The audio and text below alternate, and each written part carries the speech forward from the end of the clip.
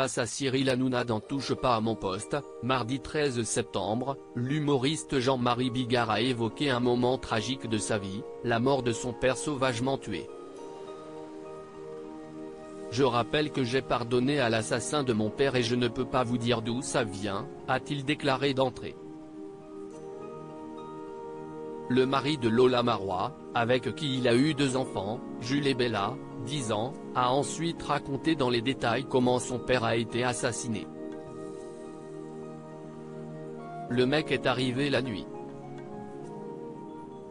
Mon père n'avait rien pour se défendre, il avait un couteau de chasse comme ça, il montre la taille d'un grand couteau avec ses mains, note de la rédaction. Il a lézardé le corps de mon père d'une douzaine de coups de couteau, très profonds.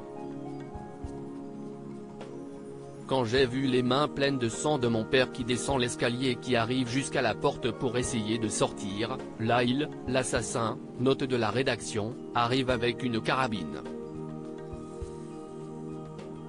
Il lui met le pied sur le dos et il lui met un coup de carabine dans la nuque pour le finir. Eh bien, comment je peux vous expliquer que j'ai pardonné de tout mon cœur à ce mec, a-t-il raconté, laissant certainement plus d'un téléspectateur bouche bée. Dans l'émission Folie passagère en 2016, il était revenu sur le mobile de cette terrible mise à mort. Mon père a été assassiné par un mec. Il avait une femme, il nous avait demandé si ça nous dérangeait qu'il refasse sa vie, on lui a dit bien sûr que non. Si est un fait divers, mais cette femme avait un mec, un jour il est venu, il s'est caché dans la maison et il a tué mon père d'une douzaine de coups de couteau et il l'a fini avec un coup de carabine dans la nuque. Si est assez éprouvant.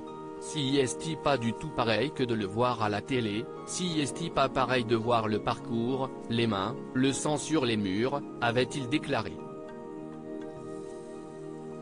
Comme il l'a dit ce soir dans Touche pas à mon poste, l'assassin de son père s'est rendu à la police.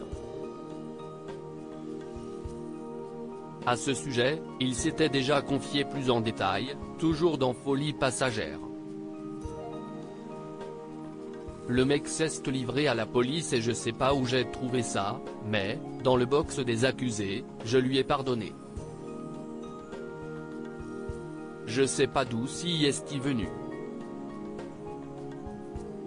Je suis à l'époque sûr et certain que comme il est repentant, si est mieux de lui pardonner.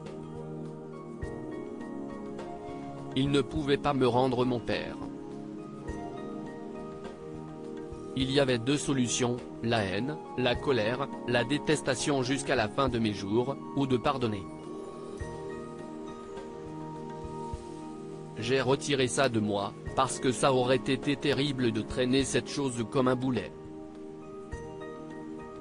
Une histoire terrible, un grand exemple de pardon.